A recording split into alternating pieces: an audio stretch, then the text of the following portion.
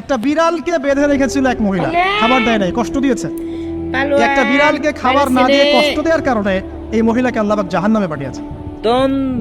এবং কত ঘটনা আছে, এই ঘটনাগুলো হাদিসের পাতায় বর্ণিত আছে। কোরআনে কি বলছে দেখুন।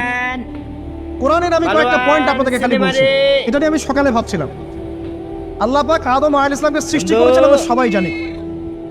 আল্লাহ পাক সূরা সদের মধ্যে বলছেন ইবলিসকে, হে ইবলিস, তোমাকে কিসে বারণ করলো আদমকে সিজদা করতে, যে আদমকে আমি নিজের হাত দিয়ে সমাধান এবার হতেই হবে। আল্লাহ রাব্বুল আলামিন যে আমাদেরকে এত যত্ন করে ভালোবেসে সৃষ্টি করেছেন, এটা কি আল্লাহ পাকের দয়ার নিদর্শন নয়?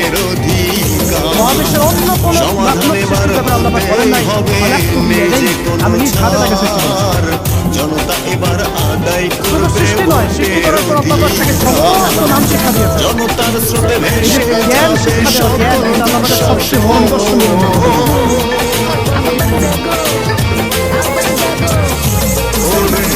আন্দোলনে মুক্তি হয়েছে সকল।